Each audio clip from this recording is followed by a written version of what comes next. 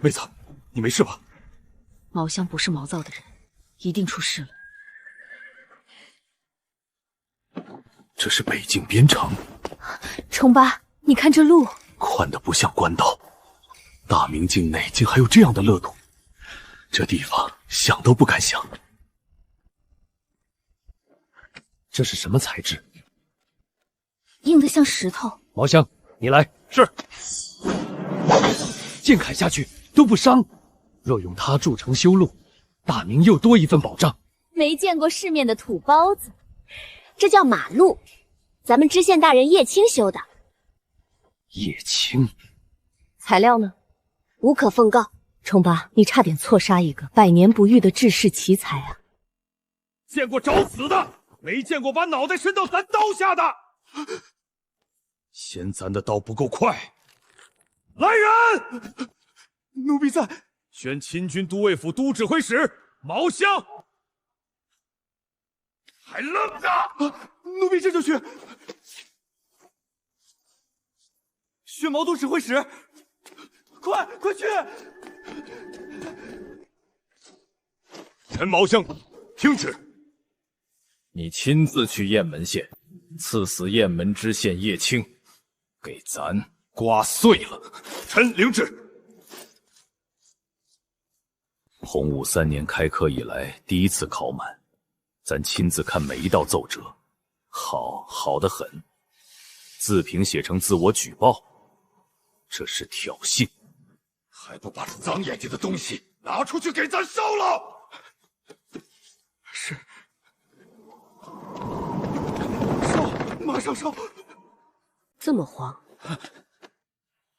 陛下又生气了。回皇后娘娘，陛下正发着大火呢。又是谁惹他？说清楚。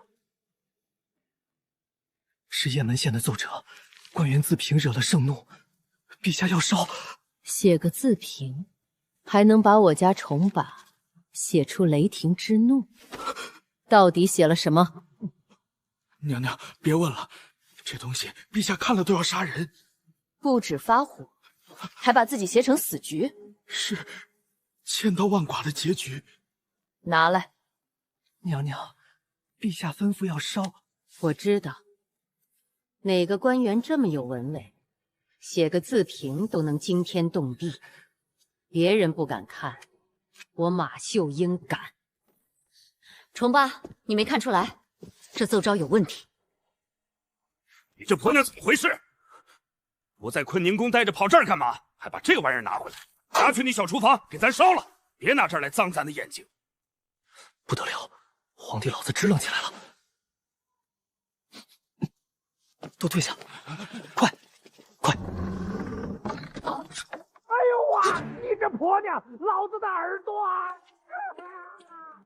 你看这6个字：贪墨赃银100万。雁门县是什么地方？边关。雁门关所在，兵家重镇，比得上江南。梅多夫如今3年知县，就贪100万，把全城卖了也凑不出。是啊，他哪来这么大本事？你的意思是，他不是自首求死？事关朝政，臣妾不便多言。咱明白了，他是要引咱看见，可奏折先到中书省。他一个边关7品县官，够不倒咱，只能用这种找死法子逼咱注意他。可这奏折最先去的不是御书房，是中书省。胡惟庸先看。朝局早已暗流汹涌，地方官明里暗里都在站队。淮西的人抢得太狠了，他们要的不只是地盘，是让地方官都成他们的人。这种时候还敢拒绝的，才可能是真胆子。叶青或许不能杀，还是咱家妹子细心，咱差点铸成大错，差点错杀良臣。是不是良臣？先查。大明才立国6年，你的皇位还没完全稳当，你握着生杀大权，千万别滥用。咱听妹子的。咱这就派人去雁门暗查，宣亲军都尉府都指挥使毛。重八，你怎么了？话怎么不说完？别不是已经派毛族去了吧？去做什么？杀人。咱先前气上头了。蛀虫吧。哎呦，你这婆娘又来，怎么跟母夜叉似的？人命关天，还不追回来？他还没走远，来得及，来得及啊！大明开国6年，他们2口子就分工苦干了6年，愣是没有放过一天假。正好借着这个机会，既亲身考察了北地民生，又调查了叶青上书求死的真相，还顺便出来散了心。至于朝中事务，直接交给实际上的大明父皇帝朱标就成。行人2两，骑马5两。你这货车是上好的蜀锦，一共500两，在这窗口缴费，只收银子，不现银银票。这是官道，官道凭什么收费？500两过路费，你们县令吃的太狠了吧？这不是中饱私囊是什么？呸！你知道个什么？睁大眼看牌子！行人2两，骑马5两，货物另算，普通百姓不收。修路不要钱，打扫不要钱。我们是第一次来，不懂这里的规矩，不清楚也不能胡说。就算是朱皇帝来了，也得缴费。不愿意就滚蛋，别挡后面的人。交，咱这就交。给500两。欢迎来到雁门县，祝您旅途愉快。入城。 500两，这叶青还真敢要啊！还让女人出来做工。你想想之前的外地商旅怎么就上赶着交钱呢？那肯定是别人赚到了钱。对呀，他们赚到的钱，让他们不在乎这高昂的过路费。再说了，女人做工怎么了？女人可以靠这个养活自己，总比去那些地方好啊！哼，咱绝对不信他把收的钱全花在了修路和道路开支上，绝对大部分进了自己的腰包。 这个商队有问题，护卫目光到处打量，马匹高矮一致，全是2种战马，疑似北原探子假扮商队，刺探我雁门军情。派人告知叶大人，疑似北原探子假扮商队，刺探我雁门军情。是，大人，特工大队来报，发现一个商队疑似北原探马。张王等待，一切按例行事。 是。朱元璋赐死圣旨一到，我就功德圆满了。启奏陛下，臣为官3年，探没赃银100万，私造超规格豪宅，以官身从商，臣自觉罪孽深重，上书自首，只求陛下降旨斩首。来人，大人。 将奏折送去京城。是。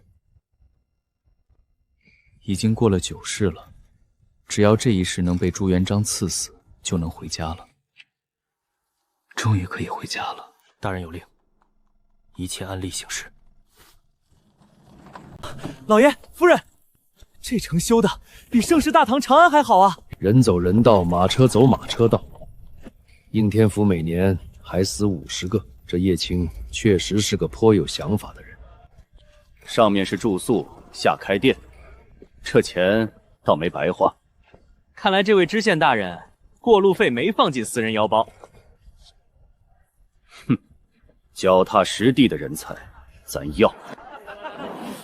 大明进牛肉，这儿牛肉真嫩，啤酒也好喝。走，去叶大人名下的赛贵妃会所，看这金发碧眼大洋马。咱们也光顾一下叶大人入股的牛肉大饭店。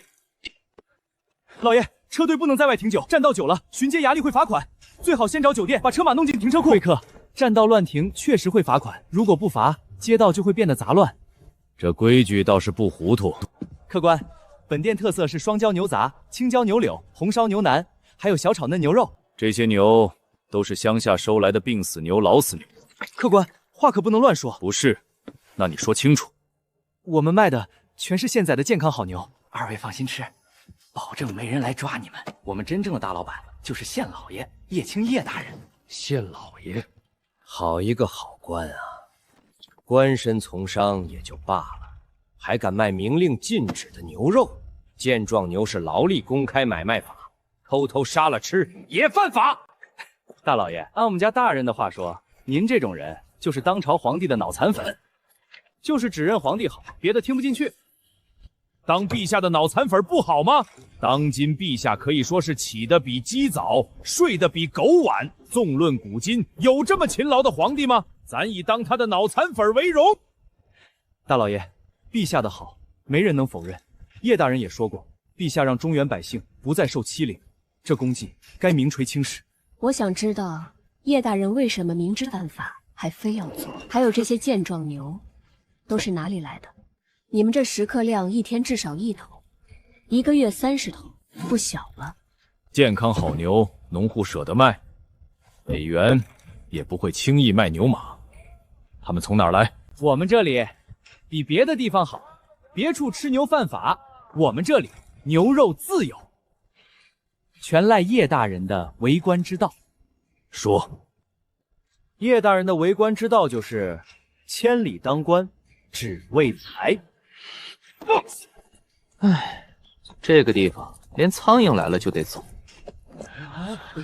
本官来这儿就是为了发财，可这里太穷了，连吃饭都是问题。本官决定了，要把这个地方发展成一个闭着眼睛都能走上财路的地方，这样本官就有钱贪了。雁门县就成了今天这样。叶大人确实是不折不扣的贪官，能发财的行当他都是背后的大老板。可他让我们吃饱饭，也不用穿满身补兵，老百姓很好说话，吃得饱，穿得暖，活得下去就够了。那些沽名钓誉的清官，名声好听，饭碗不一定有。我们这里的人更喜欢叶大人，喜欢这个让大家不饿死的贪官。哼，少绕，这么多健康牛肉到底从哪儿来？这就太简单了，全出自叶大人自己的牧场，和农户家的耕牛半点关系没有。叶青的牧场在哪儿？您还是别打牧场主意了。为何？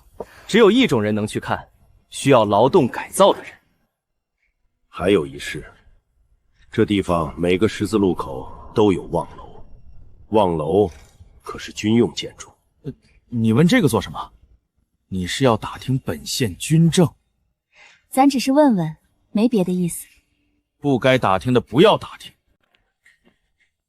这帮人果然有问题，盯紧他们。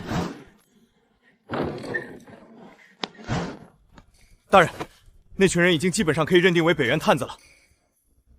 立即逮捕，劳改甄辩。还真别说，味道真不错。走吧，一起去逛逛吧。啊，这地方倒是有趣。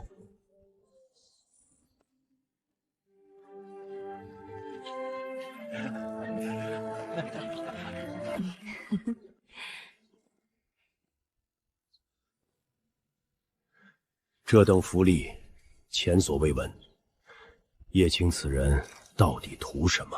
你犯的错条条都是重罪，将你严惩不贷都不为过。可就眼前的这一幕来看，叶青做到了贪财为民4个字。走，再去别处看看。这里的人还真不少。这些都是战伤。都是战场上退下来的老兵，真是让人心疼。太平本是将军定，不许将军见太平。这些打跑北元的人，却都成为了要靠救济才能活下去的人。咱已经当了6年的皇帝，也大封了帮自己打江山的功臣，可是最下面那些奋勇拼，咱没有拿出具体的措施去照顾他们以及他们的家人。这规定连其他起义军都包容在内，这适用于养老又适用于医疗的规定，咱是真的有些自愧不如啊。咱本想过等国力好些的时候，给跟着自己打江山的基层将士以及家属一些该有的照顾，但咱绝对没有想过其他义军首领的人，无论是曾经跟谁，只要真心抗元过，那就都是华夏的英雄儿女。咱堂堂大明开国皇帝，胸襟居然还不如一个7品贪官。毛香，回去之后，咱也要在整个大明搞这养济院，不仅要为符合规定的老者养老，还要搞一些免费的公墓。咱的爹娘当年要不是咱的6哥送给咱一块薄地，咱只有看着爹娘和俩哥哥在家里被老鼠啃，咱绝望过，咱就不能再让咱的子民绝望。看来老爷是赞同他贪财为民的为官之道喽。不可能，咱始终是与贪官不共戴天的。走，先回酒店，明天咱要亲自去会会叶大人。这几个北元探子绝对跑不掉。哼！你从东门绕回县衙，调集1000弓弩手，先给我把他们入住的酒店秘密包围了。好，不许打扰到住客，但也许进不许出。总之一句话，一只苍蝇也不准飞出去。周围不对劲，有埋伏。反应这么快，果然是训练有素的北元探子。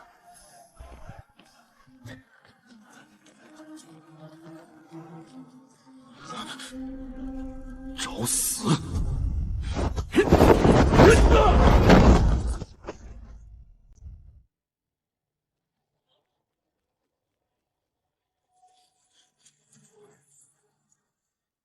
咱可是从战场场里打出来的，这阵势还吓不到咱。这甲片的做工竟如此精巧，叠加甲片可以说是完全大小一致，厚薄一致，抛光的程度也一致，几乎就没有什么误差，足以见得雁门县的军工工业水平要远优于朝廷制造局。难不成他叶青还涉足军政事务？你们涉嫌在我雁门县境内实施敌特间谍活动，现在你们被我们逮捕了。原来之前在城里的各种打探行为，早就被他们给盯上了。叶青之所以在防谍上花这么大的心思，就是不想北元打进来。看来叶青真不错，得此人才是我大明之幸。现在要做的，那就是解除掉这个误会就行了。大家都把兵器放下，误会了，这件事就是个误会。此地无银300两，看来是北元的精英探子。有什么话到大牢里说吧。你知道老子是谁吗？老子是开国皇帝，还不赶紧把朕给放了！戏演的挺好，你是本月第5个自称是大明皇帝的人了。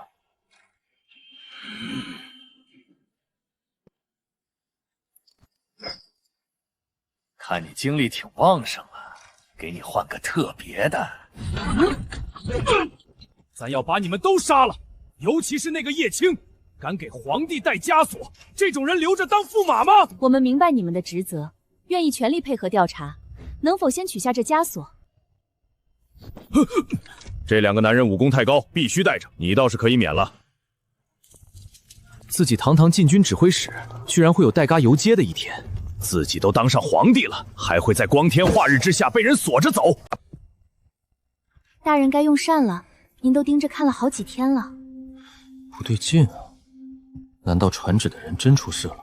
就算是老朱亲自来也该到了，真是越想越觉得头疼。那批探子已全部抓获，押入大牢。那就按规矩来办吧，明天一早直接押送他们去劳改营。遵命，大人。不过有个特殊情况，详细说说。负伤服侍的中年男子，气势惊人，旁边跟着的女子，优秀的不像北元来的蛮族女人，还有个镖师打扮的男子，反侦查手段极其高明。将他们关在同一个牢房，本官要亲自去探探这几个人藏着什么秘密。遵命。这种构造的监狱，自己根本不可能逃脱。这座监狱的设计极之精妙，中央大楼里驻守着大量狱卒，配合外围城墙上的弩炮和火铳阵，任你是绝世高手，也休想逃出升天。反省过往，珍惜当下，展望未来。别东瞧西看的，赶紧报上姓名、年龄和籍贯。姓名、年龄、籍贯。民女马应，现年41岁，籍贯应天。郭瑞，籍贯应天。我叫毛强，今年32岁，籍贯应天。带去隔壁吧。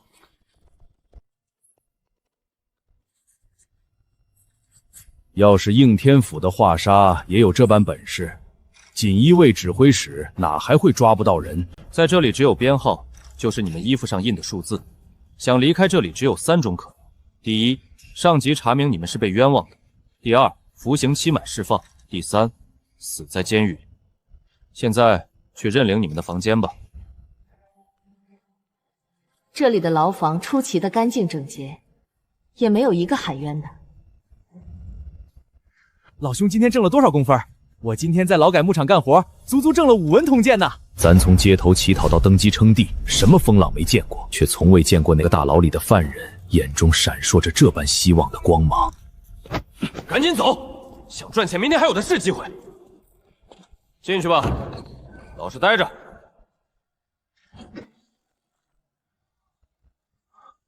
大人，他们进去了。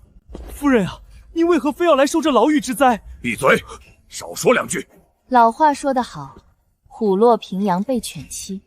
若是那些抓我们的官兵知道咱们的真实身份，想到后果，保不齐有人会一错到底。妹子说的对，险些酿成大祸。妹子呀，有你是咱的福分，咱都听你的。冲八，你这一路都被怒火冲昏了头脑，他们特意安排这个偏僻无人的牢房，摆明了是想偷听。他们说了些什么？听不太清楚啊，大人。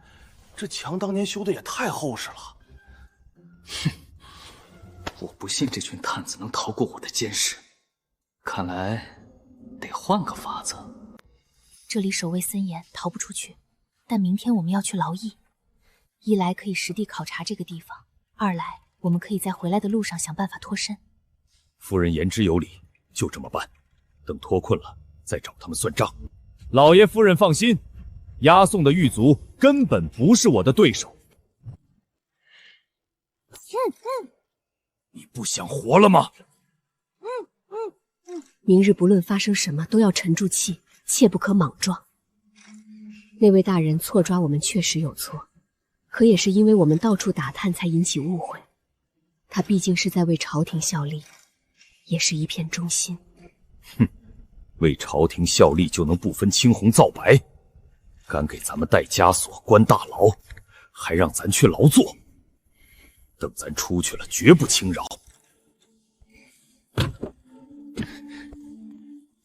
就喜欢这种不服管的。明天让精锐小队假扮成押送人员。遵命，大人。让这些探子尝尝厉害。大清早的，谁家办丧事呢？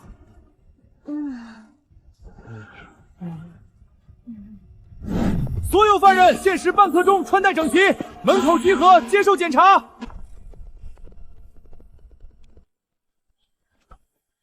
这里居然如此宽敞明亮，犯人吃饭居然不是木桶随便对付，这般伙食，连江南富户都未必吃得上。别愣着了，你们的饭菜在里头。暂且看看他们搞什么鬼。又是能吃上肉的那帮人，真叫人眼红。你也可以申请去吃啊。算了吧，我可消受不起。难道咱们还能吃到更好的？果真有大块肉片。新来的女犯分去女子劳改工房。什么？要把咱和妹子分开？这还怎么实施脱身计划？我非教训她不可。你们不必担忧，这位叶大人想必不会为难于我。就按妹子说的办。这到底是怎么回事啊？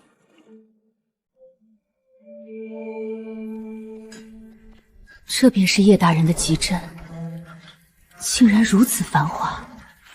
这个专攻工业发展的集镇，应该也是叶知县的手笔。大人，这妇人如何处置？咱们汉家女子最拿手的就是针线活。遵命。且看你能翻出什么浪花。这出戏越来越有意思了。人我给你带了，你安排吧。这制作流程竟如此顺畅，不仅大大提升了效率，成品质量还出奇的均匀。这是叶大人独创的新技法，唤作流水作业。这位沈姑娘原是江南沈府的千金，因其父贿赂朝臣获罪受牵连，被发配到雁门服刑。她绣艺精湛，专司华服定制。当朝皇后娘娘仁厚，特许民间女子婚嫁时可穿戴凤冠霞帔。眼下她正在赶制的就是这套贵重嫁衣。你不是自称擅长刺绣，现在就把剩下的纹样补完。管事的，客商明早就要来取货，让这位姐姐给我打下手，主绣还是我来操持吧。连发配的犯人都要核验案钻，按罪行轻重分派劳役，我定要保住这个为民着想的县令。这妇人气度非凡，绝非等闲之辈。不必等到明日清晨，今日傍晚就能来取衣裳。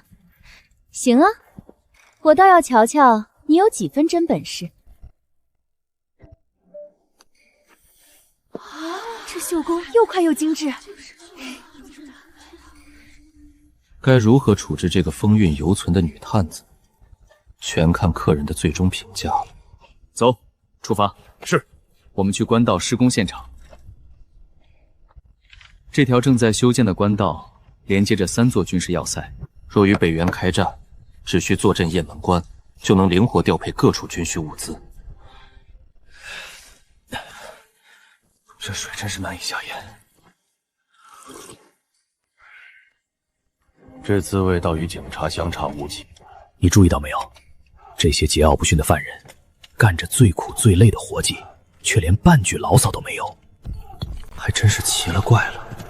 当年修建中都时，层层盘剥，最后连老家都闹起了风波。可眼前这个边陲小县的7品官，竟能让重刑犯这般听话。同样是贪官，这位叶大人倒真是不一般，这手段着实厉害。这位叶大人倒从不克扣犯人用度。你夸叶青就好好夸，扯老家起事做甚？还有闲心聊天，想偷懒是吧？赶紧去搬那边的沥青。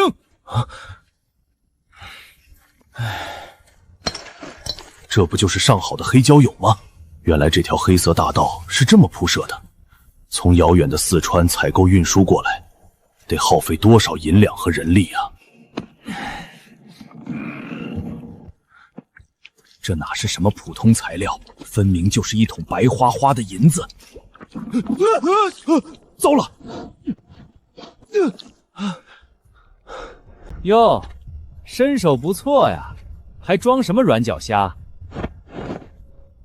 不可造次！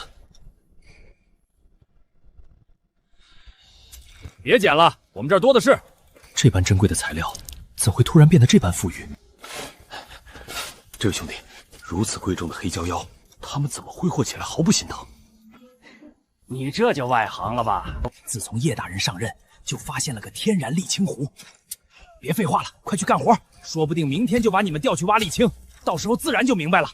这等稀罕物事，竟因一个官员到任不仅凭空出现，还源源不断许用不完。莫非真是天意？连老天都在帮着贪官？寻常商人哪有这般身手？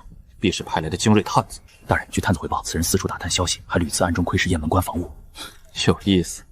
既然这位郭老铁爷精力如此旺盛，明天就把他们统统发配去铁矿场干活，我倒要看看他能憋到几时。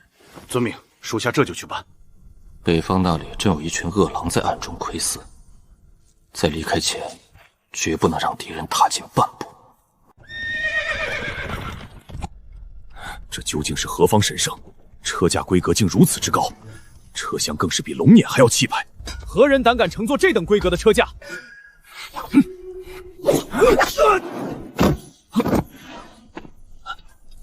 区一个普通狱卒，怎可能挡得住他的攻势？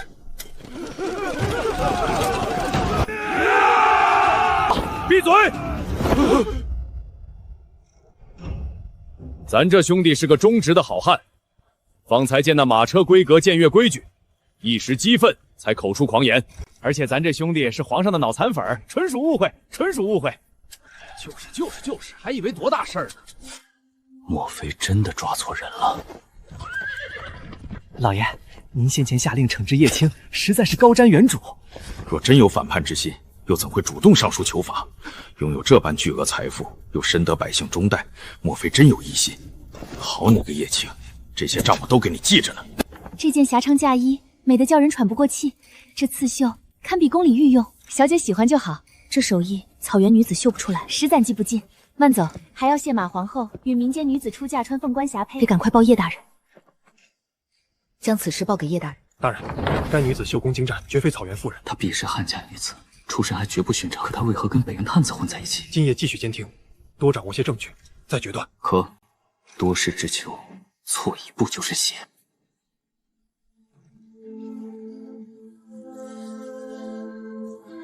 虽然无时无刻不在盘算着回到现代，但只要还在这里一天，就绝不允许北元铁骑踏破雁门关，屠戮百姓。兵刃在，铠甲齐备，粮草医药也查。属下记下。我想回现代，但我在这里一天，北元铁骑就别想踏破雁门关。城在人在，黑云压城，城欲摧。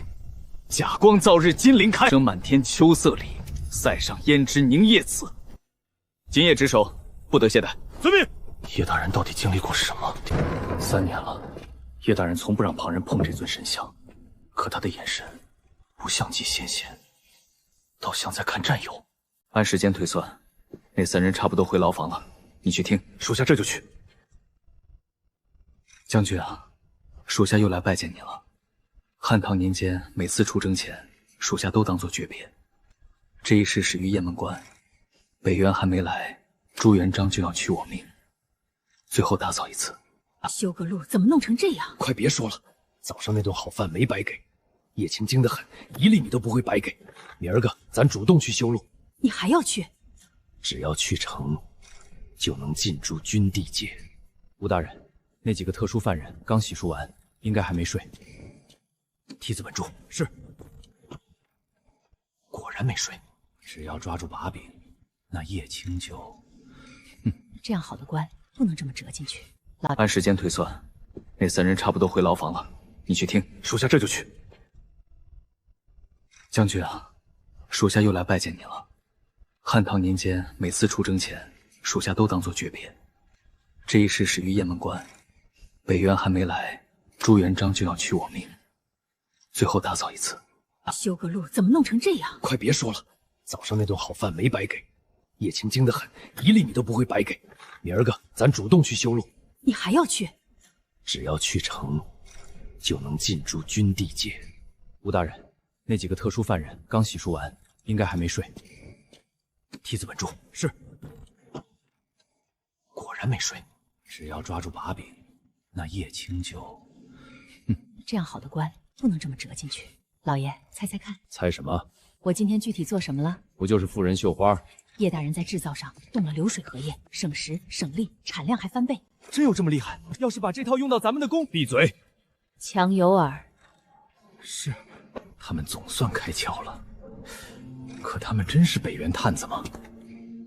撤梯。怎么感觉不对？城里除了青楼灯火，就剩望楼还亮着。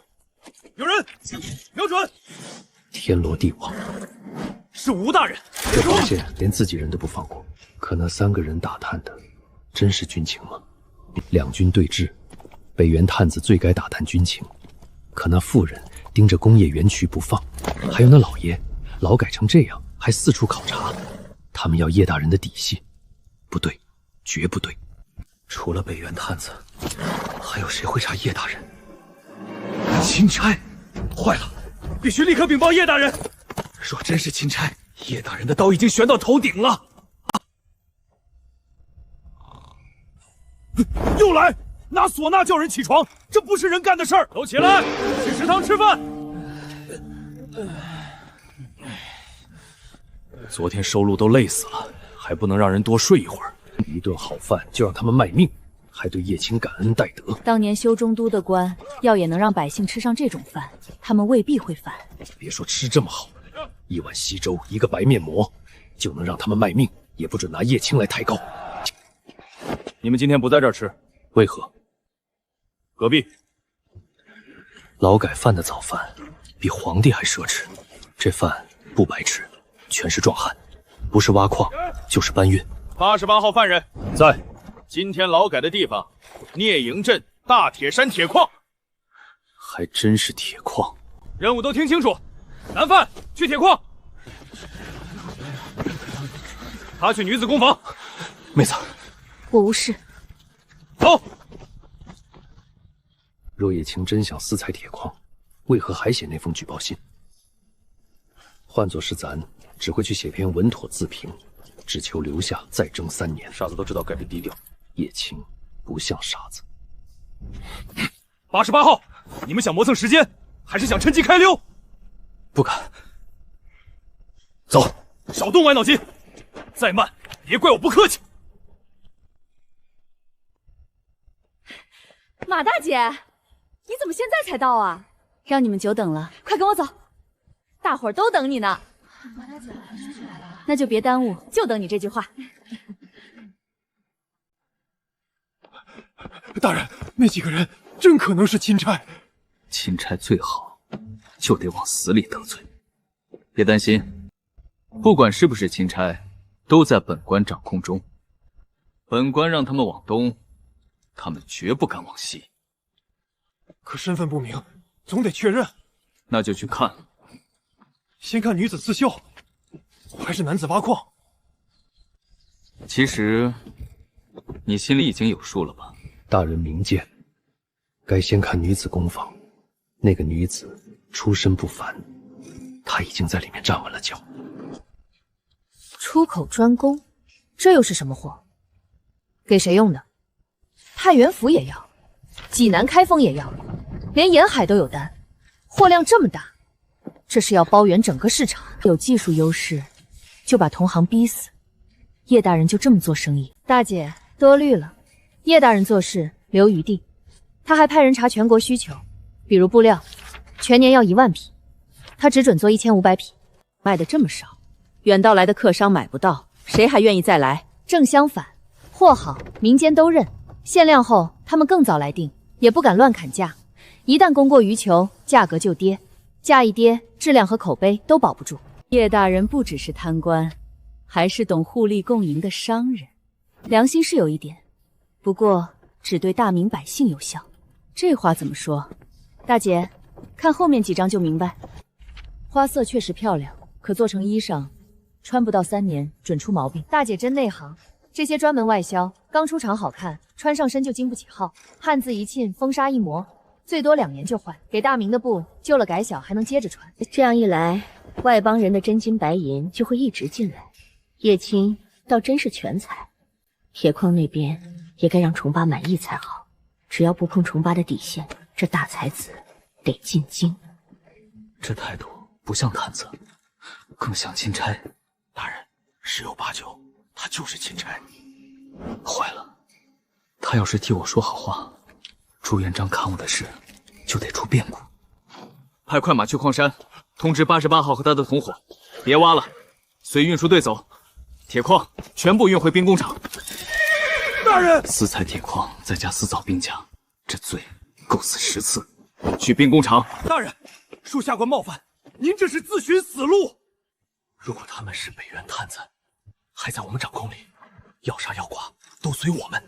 可那妇人的表现10有8九不是探子，他就是钦差。大人，下官求您，别再往兵工厂带了。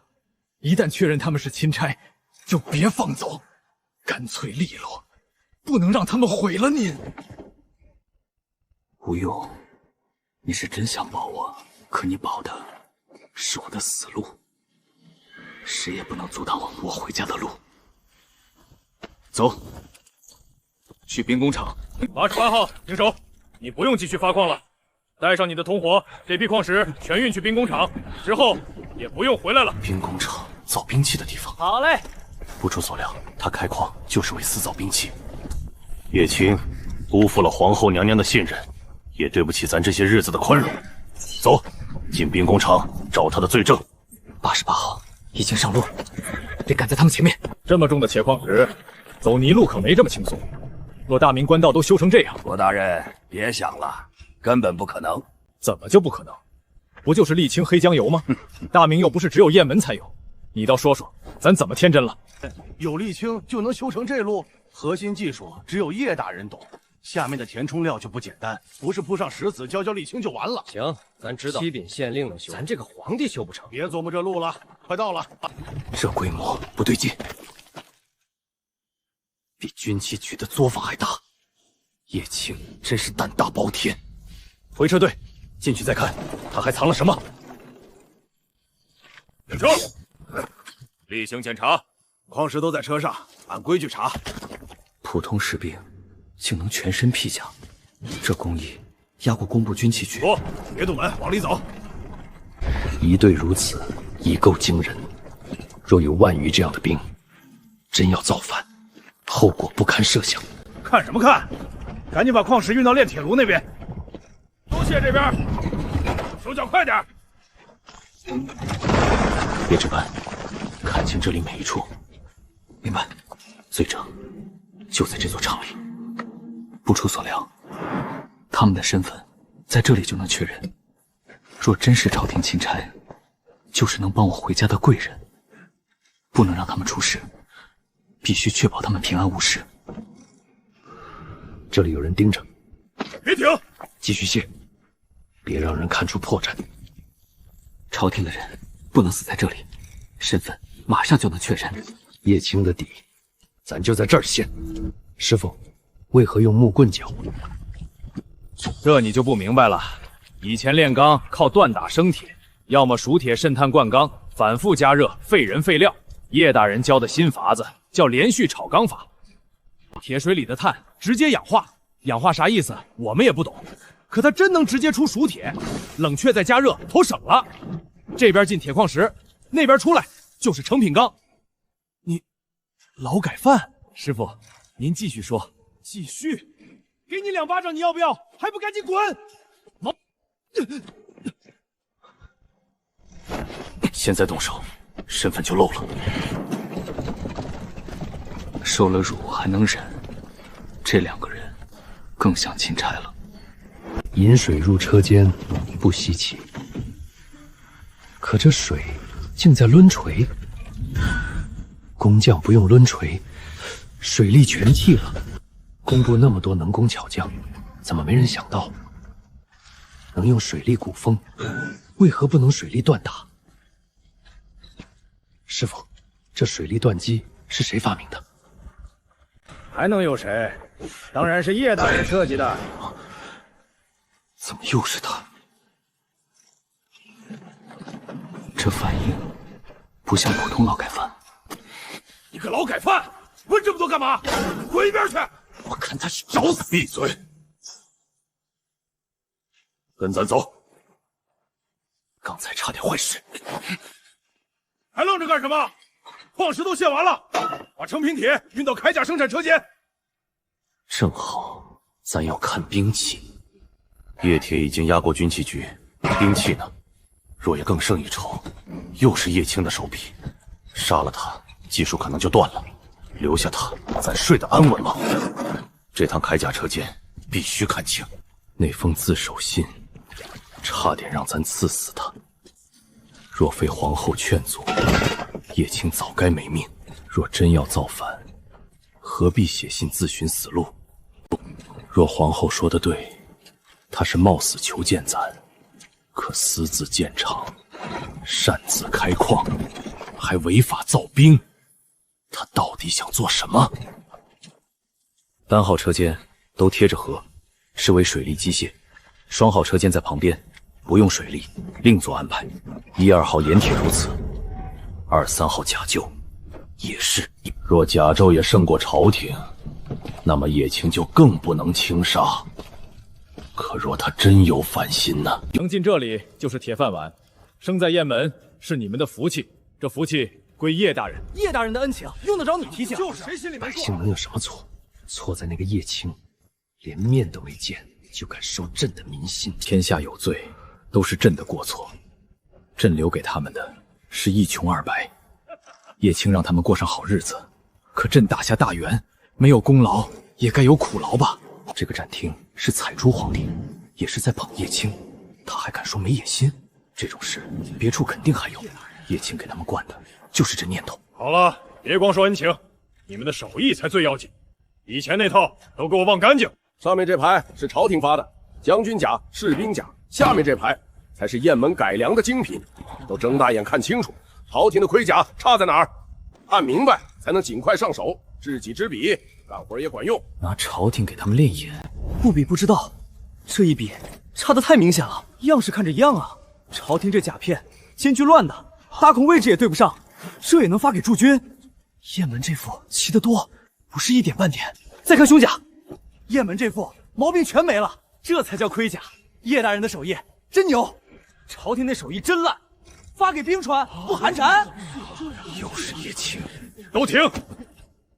我说句公道话，朝廷的盔甲确实有问题，雁门也确实解决了，手艺强，这没错。但你们听清楚，这不代表皇上和朝廷不把士兵的命当回事。这话不像在踩朕，叶青到底想干什么？只能说朝廷就会这个水平。你们以前给义军做甲，不也就这个水平？这话是叶大人亲口说的，也是叶大人让我转告大家，都给我记牢了。皇帝陛下陪发的甲胄，再差也得放上位。咱们雁门的再好也只能放下位，表面上的尊重也必须做到。表面尊重咱，你胆子真不小。够了，10来个工匠，咱打得赢，可皇帝和百姓打架不像话。大人，我得过去，再不去真要出事。不用，打起来最好，看看他到底是什么货色。我们一起上！都住手！老张，你多大的胆子，连我的人都敢动！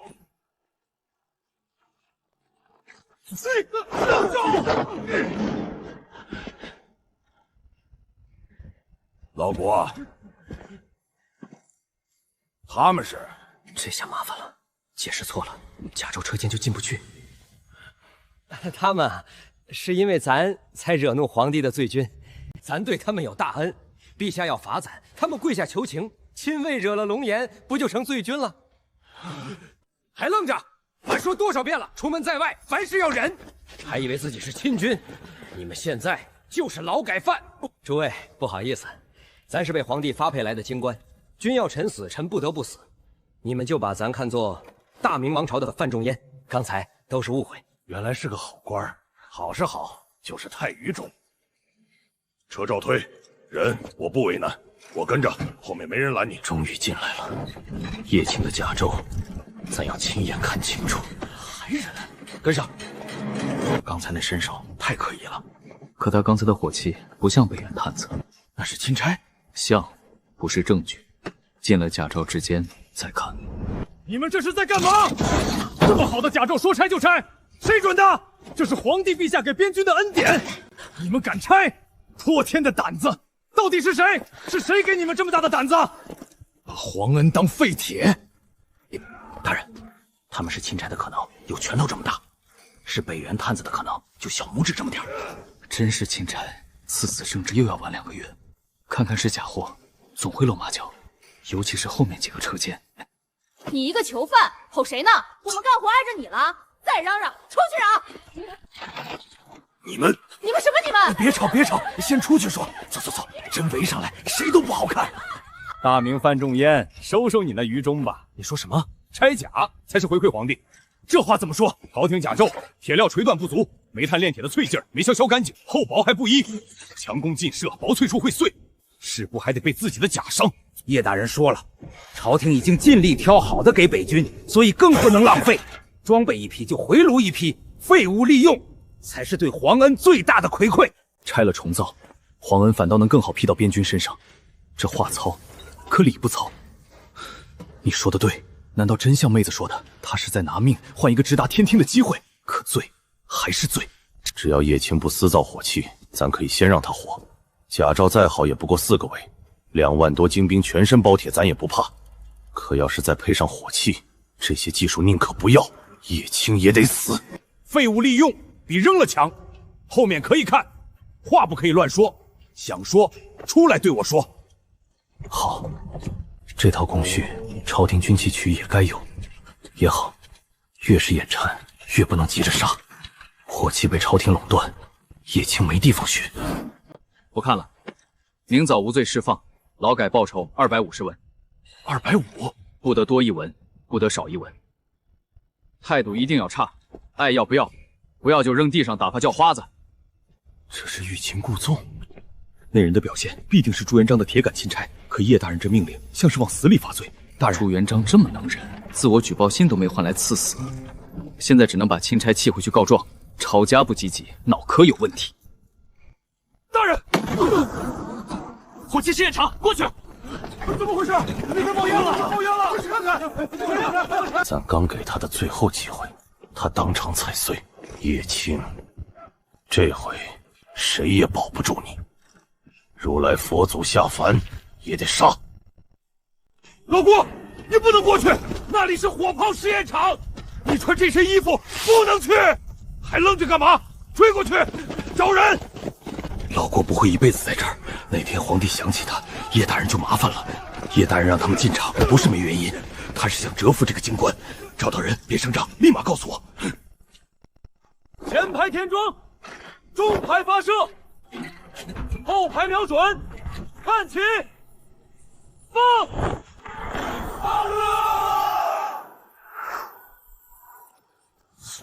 火药库炸了！快进去救火！别冲，不是火药库，是新炮试射。这就是叶大人的大炮，朝廷配发的，跟烧火棍一样。有了这炮，雁门小伙子能多活多少？这才叫大炮！他能瞄准塞外，也能瞄准咱。记录：新式大炮最大射程1235步。接下来射程调节，前中后3排，两脚分开。咱的碗口大筒差得太远了。他们运猪肉干嘛？还有北人骑兵甲胄，这还看不明白？看爆炸杀伤效果。真像北原骑兵冲上来了，他们要打活阵。全部开炮！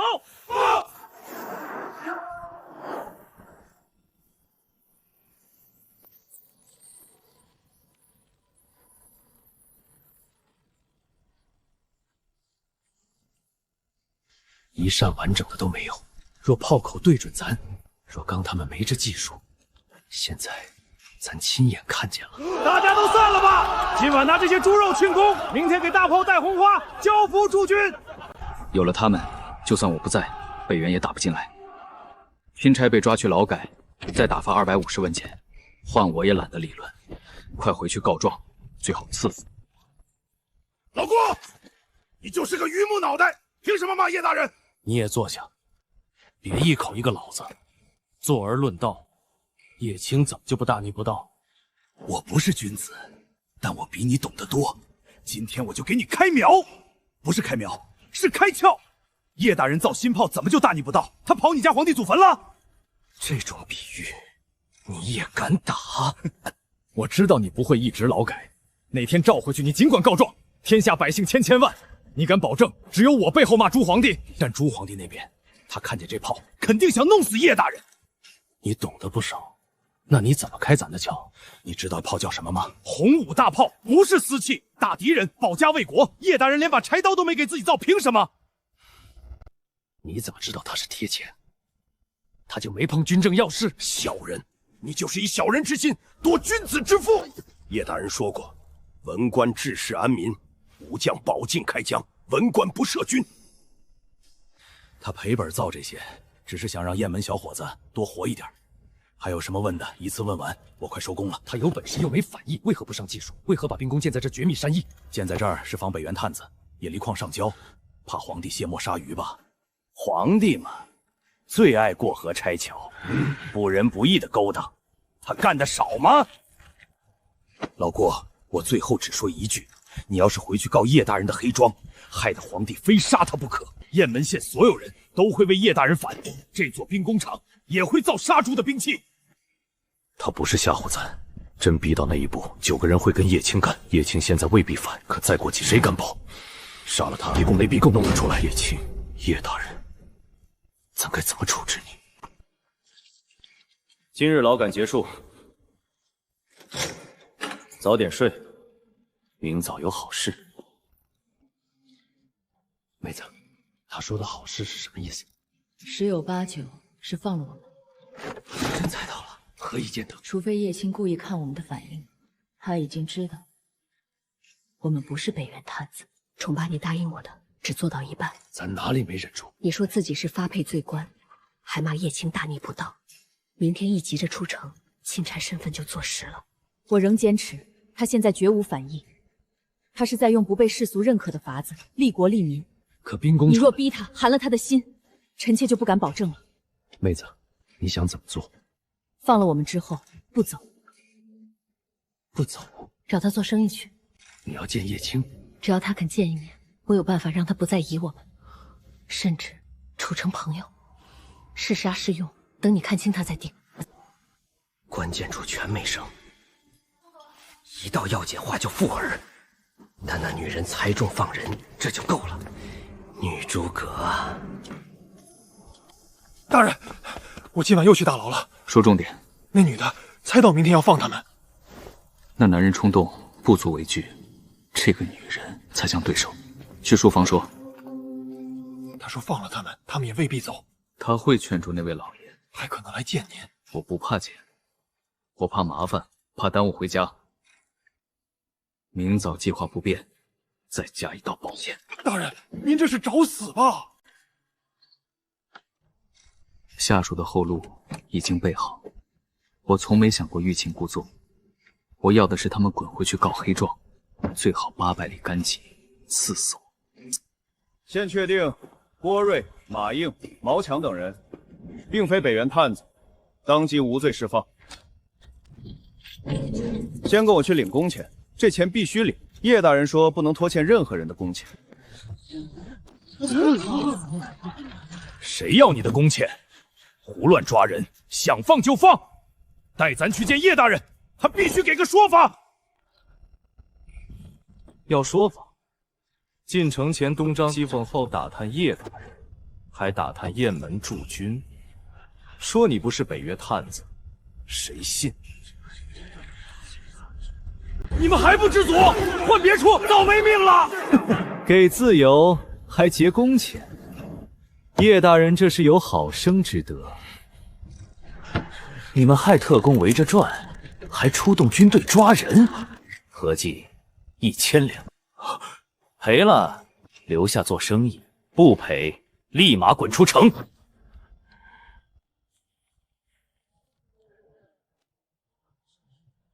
太爷说的对，是我们瞎打听，给你们添麻烦了，钱赔了，走。拿1000两当纸花，这不是180两，他们到底多有钱？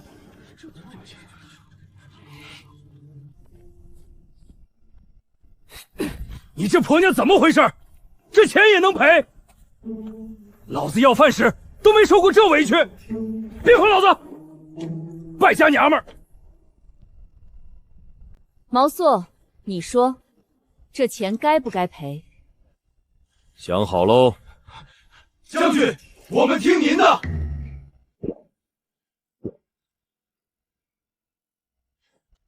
臣以为皇后娘娘说的对，这钱该赔。该赔！老爷，大家都说该赔。你最好能说服咱。1000两换大炮技术，值不值？换液铁、甲胄、刀兵，值不值？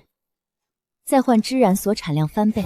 别说了，这钱该赔，但咱还得挑他的错，少一匹布，咱就击鼓鸣冤。这钱也赔？我30来年没见过这种女人。辛苦了，钱拿去给大家分了。是。他们不走。按昨晚的安排行事。大人，真照做。下官这就去。受了这辱还不走，不是做生意，是办皇差。郭老爷易怒，不难办。他夫人才像个对手。来5个传令兵，告诉雁门左卫右卫，随时备战。炮兵尽快找新式红武大炮，阳明保卫、聂营卫收好战备物资，加紧训练。问兵工厂，22400名将士，甲胄兵器、骑兵马甲，8月15前能不能全换完？大人，投产才4个月，现在不足一半，入夏酷热，工帐怕撑不住。告诉他们，他们是在为儿子、侄儿、兄弟拼命。入夏后工参3倍。挖矿老野饭也一样，冰镇果饮、消暑药汤管够，治兵不够，先停本官的兵，还不够，全城负伤兵窖，本官埋，8月15前必须完成，这是命令。难怪全县居民都服他。叶大人要贪，也该让他贪。大老爷被放出来了，放出来就证明不是北原探子，还继续驻店吗？咱的货物呢？马车、马匹呢？小人以小人之心度君子之腹。小二，带大老爷去车库，停车费、照料费、保管费算清楚，赶少1文，今天就回家。咱不当小人，也不故意找茬，少一个马镫，立马告诉咱。咱今天就是来挑叶青的错。看够没有，老爷，规矩倒是严，严不严查过才知道。这眼神，不是杀过敌，就是杀过人。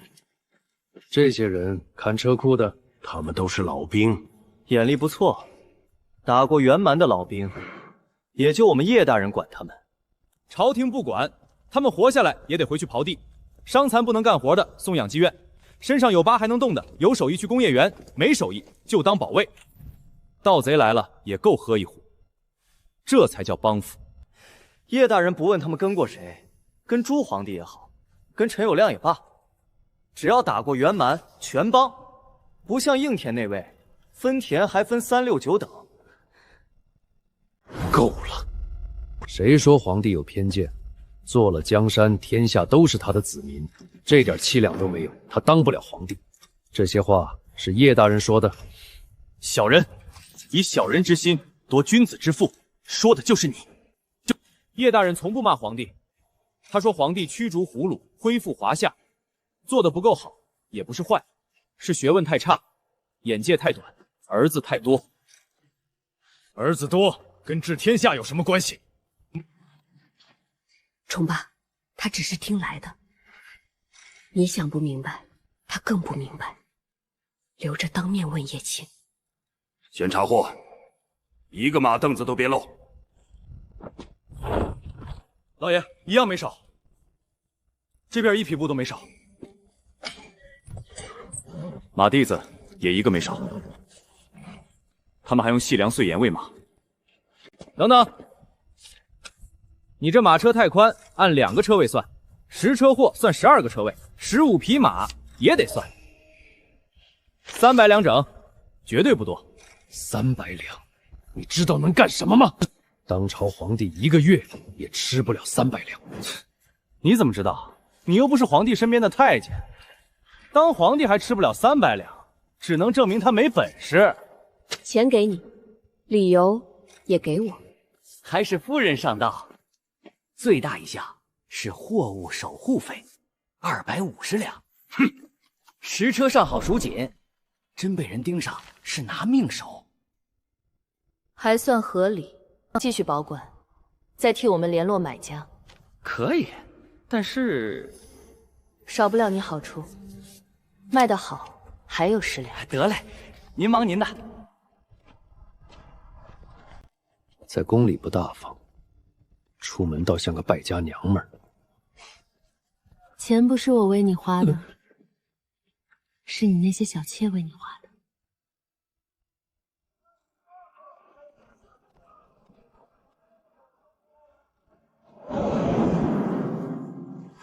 好大的狗胆！这是县衙还是王府？字写的正，人道狗胆包天。让开，老爷，闯不进去。这8个不属我的人，不闯，咱告他。还得是叶大人英明，钦差就得往死里得罪。大官就犯这个贱，你陪笑他当你是屁，自己进掌心了。走后门，告诉叶大人。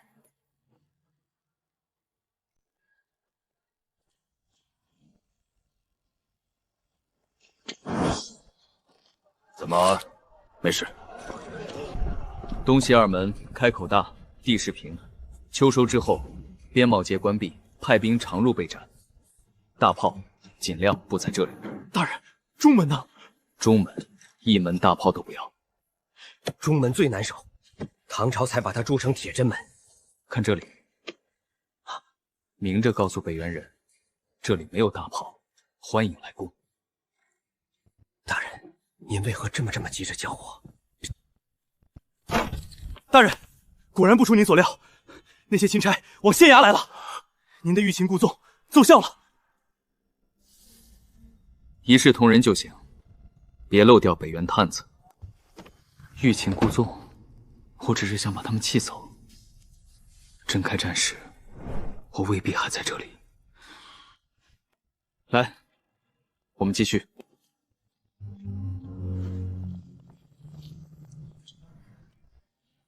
叶青，